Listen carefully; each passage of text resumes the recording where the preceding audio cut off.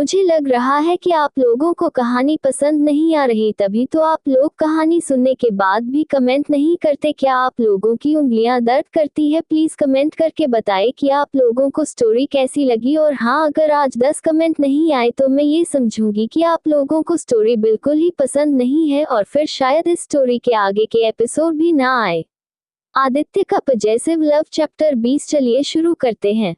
अबीरा की सोचने समझने की शक्ति पूरी तरह से खत्म हो चुकी थी और उसके दिमाग में बस एक ही लफ्ज आ रहा था कि इसे बस प्यार से ही ठंडा किया जा सकता है, जिससे अबीरा बड़ी ही मुश्किल से हिम्मत करके आदित्य को अपनी कपकपाती हुई आवाज में कहती है हस्बैंड। उसके आगे वह कुछ बोल पाती कि तभी एकदम से आदित्य अपने चेहरे को अबीरा की गर्दन पर रगड़ते हुए सर्द लहजे में बिल्कुल किसी साइको की तरह कहता है, you loves me wifey, yes या नो।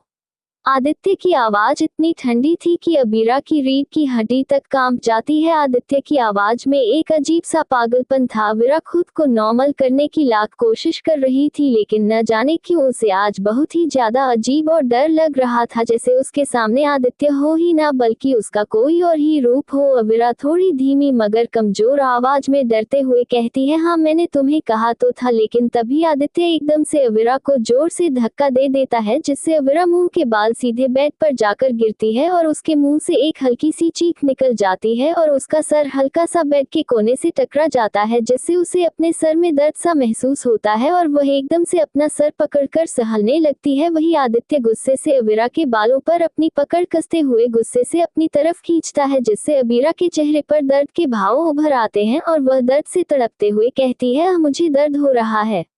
लेकिन आदित्य को अपने गुस्से के आगे अबीरा का दर्द नजर ही नहीं आ रहा था। उसके दिल में जो दर्द था वह इतना ज्यादा था कि अब वह उसके सर पर चढ़कर बोल रहा था। आदित्य के चेहरे के भाव बिल्कुल कठोर हो जाते हैं और उसकी आंखों में गुस्सा साफ नजर आ रहा था। वह गुस्से से दांत पीसकर कहता है, तुम्हें पता है ना वाइफी, मुझे झूठ से सख्त नफरत है, उसके बाद भी तुमने मुझसे झूठ बोलने की हिम्मत की। अबीरा घबराते हुए डर के साथ अपनी रूढ़ी आवाज में कहती है, मैंने तुमसे कोई झूठ नहीं बोला, प्लीज आदि मुझे दर्द हो रहा है। तो आदित्य गुस्से से चिल्लाते हुए कहता है, फिर से झूठ? क्या तुमने नहीं कहा था कुछ दिन पहले तुम मुझसे प्यार करने लगी हो और तुम मुझे छोड़कर कभी नहीं जाओगी? उसके बावजूद आज तुम उस त्रिशा को कह रही थी कि तुम मुझसे डिवोर्स लेना चाहती हो। क्या यही तुम्हारा प्यार है? बोलो अब तुम्हारी बोलती क्यों बंद हो गई? तुम तो मुझे छोड़कर जाने की सोच रही हो ना, लेकिन ऐसा कभी नहीं होगा। मरते दम तक तुम्हें मेरे साथ रहना होगा, चाहे किसी भी हालत में रहो, तुम्हें मेरे पास ही रहेगा, चाहे तुम्हारी मर्जी हो या ना हो। ये हर एक शब्द आदित्य ने अपने दिल से कहे थे, लेकिन साथ ही उसके कई हर एक शब्द में एक सनक और जुनून साफ नजर आ रहा था कि कैसे वह अबीरा के लिए किस हद तक पजेसिव और साइको हो चुका है।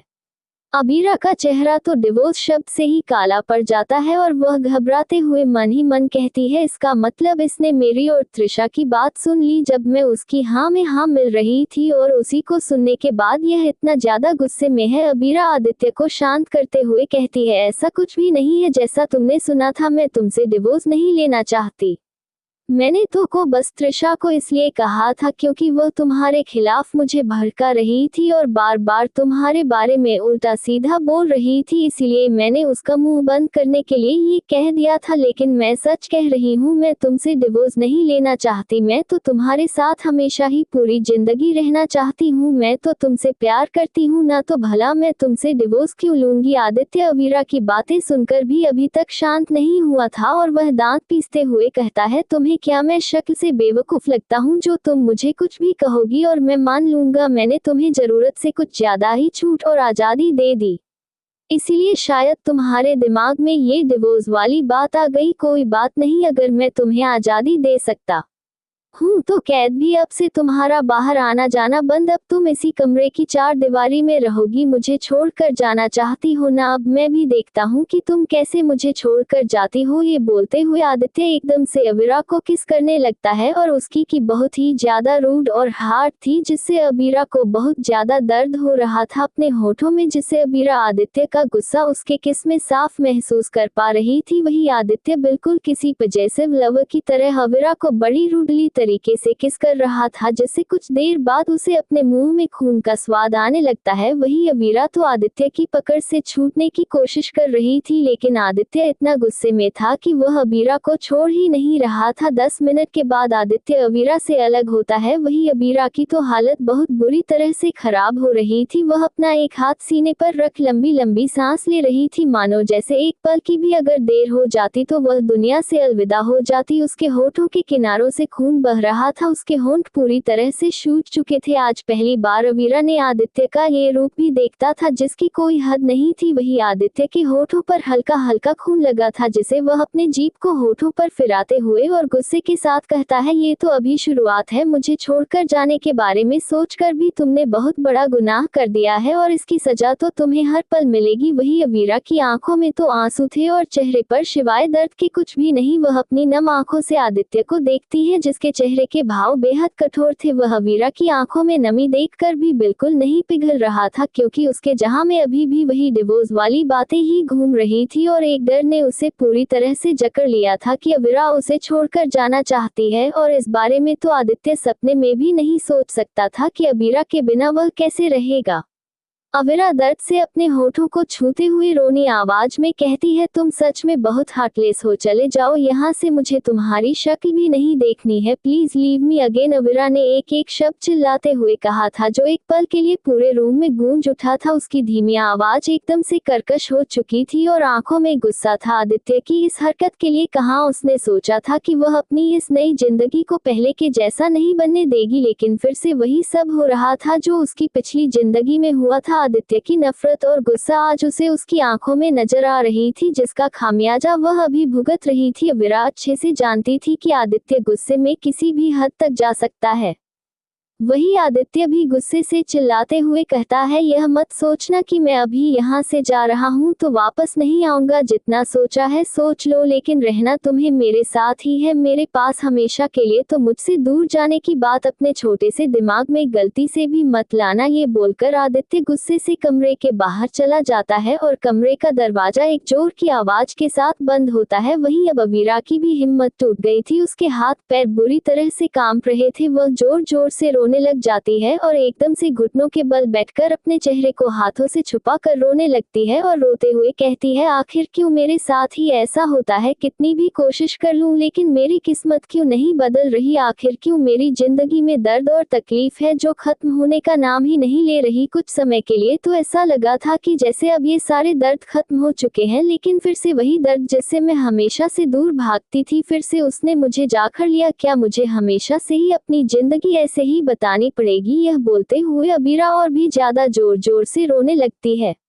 वही आदित्य गुस्से से पागल हुआ जा रहा था, उसका गुस्सा शांत होने का नाम ही नहीं ले रहा था। वह गुस्से से अपनी कार में बैठकर बाहर निकल जाता है। उसकी कार की स्पीड 90 को पार कर रही थी। वही आज का मौसम भी काफी ज्यादा ठंडा था और हवाएं जोर जोर से चल रही थी और आसमान में बिजली कड़क रही थी, मानो जैसे मौसम बदलने को तैयार है। वही आदित्य का गुस्सा भी मौसम की तरह ही बिगड़ता जा रहा था। वह गुस्से से अपनी कार ड्राइव करते हुए एक बार में आ जाता है जहां की चमक धमक काफी ज्यादा शाइन कर रही थी। हर तरफ म्यूजिक का शोर गूंज रहा था और हर कोई शराब के नशे में झूम रहा था। यह नाइट क्लब अमीरों के लिए काफी ज्यादा फेमस था। यहाँ पर आमिर माँ बाप की बिगड़ी हुई औलादें हमेशा ही पार्टी और मौज मस्ती करने के लिए आती रहती थी। आदित्य का सर तेज म्यूजिक से दर्द करने लगता है, लेकिन साथ ही उसे गुस्सा भी बहुत आ रहा था, क्योंकि वह जितना अवीरा के बारे में सोच रहा था उतना ही उसे वह डिवोर्स वाली बातें याद आ रही थी, जैसे वह जाकर भी भूल नहीं पा रहा था। और उसका गुस्सा पल पल के साथ और भी प्रचंड होता जा रहा था। वो अपने गुस्से को शांत करने के लिए बार काउंटर में एक कॉर्नर पर चेयर पर बैठ जाता है और ड्रिंक करने लगता है।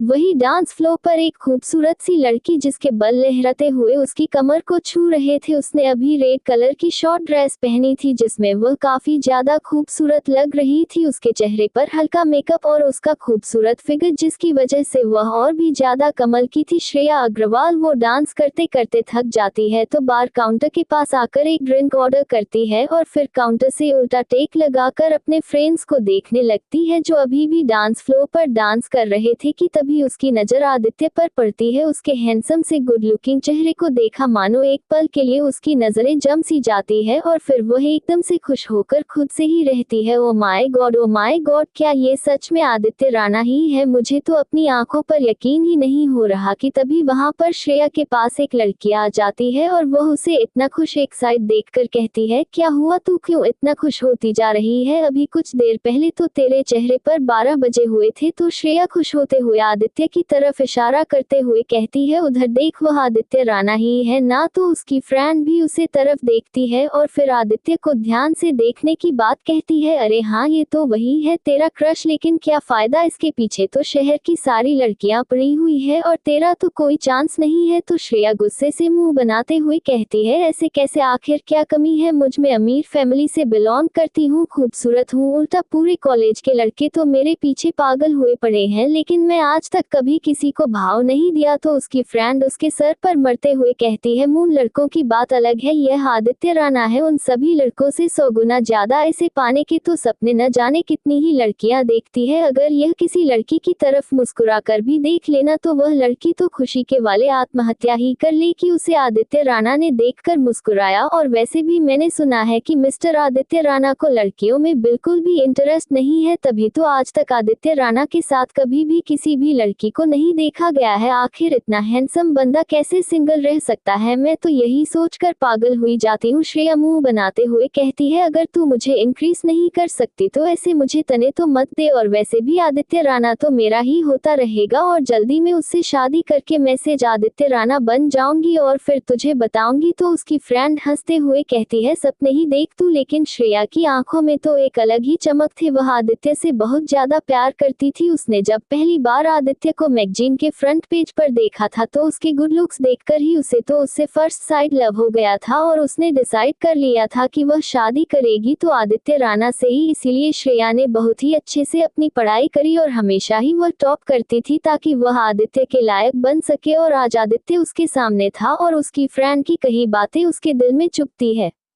कि आदित्य उसे कभी नहीं मिलेगा, जिससे श्रेया अजीब से पागलपन के साथ रहती है। आदित्य को तुम्हें अपना बनाकर रहूंगी और उसकी वाइफ सिर्फ मैं ही बनूंगी और आज रात वह सिर्फ मेरा होगा, सिर्फ और सिर्फ मेरा। ये बोलते हुए श्रेया के चेहरे पर तिरछी मुस्कुराहट आ जाती है। आखिर क्या चल रहा है श्रेया के दिमाग में और क्या आदित्य खुद को संभाल पाएगा इस दर्द से या फिर अपने गुस्से की आग में सब कुछ जलकर खाक कर देगा? जानेंगे, जल्दी मिलते हैं नेक्स्ट एपिसोड में। Thanks for watching.